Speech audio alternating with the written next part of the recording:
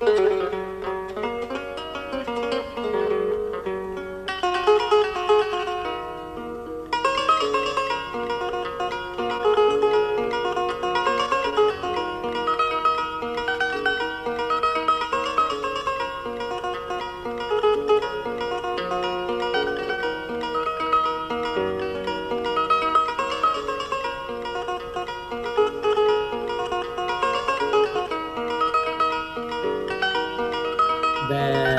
écoutez, d'abord, je remercie mon frère Mahmoud Afé de nous avoir fait visiter le Centre Corée.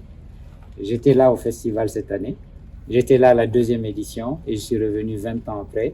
C'est que lui et son équipe ont réussi à faire de ce festival, de développer toute une activité, toute une industrie, de créer de la valeur et de créer des emplois en 2 décennies. C'est simplement fantastique. Et je lui disais que je regrette que ce genre d'exemple de développement endogène basé sur notre culture, sur notre magnifique patrimoine culturel, ne soit pas connu davantage par les Maliens eux-mêmes et ne soit pas justement sur nos ondes à l'ORTM, à la radio et tout cela. J'étais là à l'édition de la dernière édition. Malheureusement, j'ai en février et j'ai pas eu le temps de venir visiter le centre. Donc c'est la première fois que je visite. Sincèrement, c'est simplement impressionnant. Les mots me manquent. Et dire que tout ceci est parti de ce festival que j'ai connu avec une dizaine de chambres, avec quelques personnes qui sont venues au bord du fleuve écouter, c'est vrai, la magnifique la musique malienne. Et aujourd'hui, c'est un festival qui est mondialement connu, qui attire du monde, avec ce centre multidiscipline.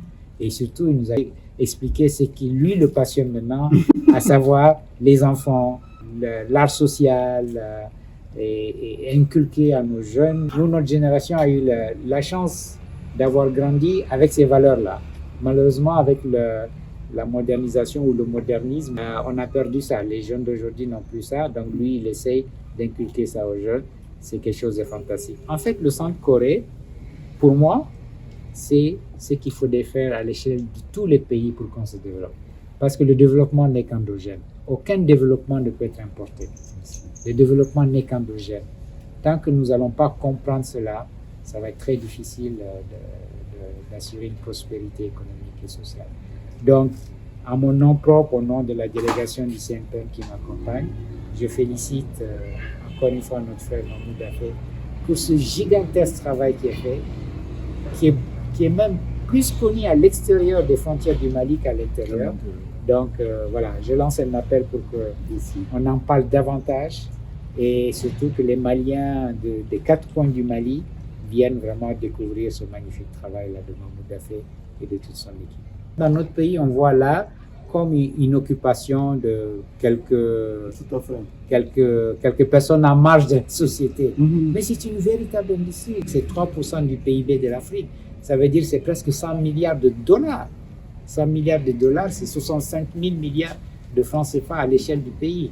Donc il faut que ce soit une industrie encadrée, encouragée, avec des financements. Donc on a parlé de modes alternatifs de financement, que ce soit des fonds publics, des fonds d'amorçage, du crowdfunding, justement renforcer la législation pour que les droits d'auteur soient respectés, que ceux qui utilisent la musique payent, que ceux qui utilisent le droit d'image payent, que les banques aussi s'impliquent dans le financement de ces...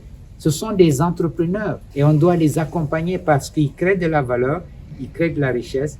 Et en plus de cela, la particularité des industries culturelles créatives, c'est qu'ils préservent notre patrimoine. Regardez tout ce qui est préservé ici.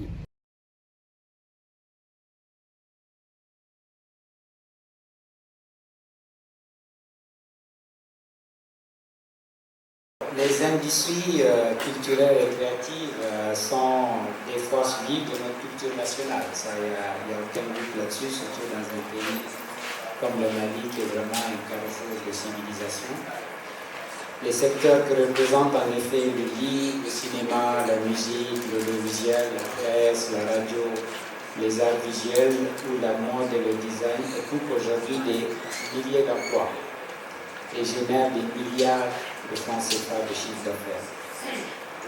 dynamique, innovante, avec d'importantes retombées économiques et une forte capacité de projection sur le marché sous-régional, régional, voire mondial.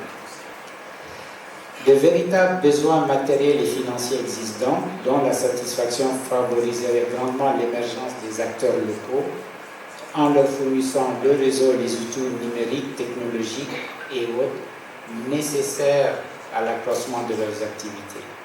D'où la nécessité impérieuse de trouver des mécanismes de financement innovants, ce qui est l'objet de cette table ronde, pour favoriser l'émergence des industries culturelles créatives en Afrique et particulièrement en Afrique de l'Ouest. Dans notre espace sous-régional, les possibilités pour les mécanismes de financement alternatifs et innovants sont vastes, Monsieur le Président.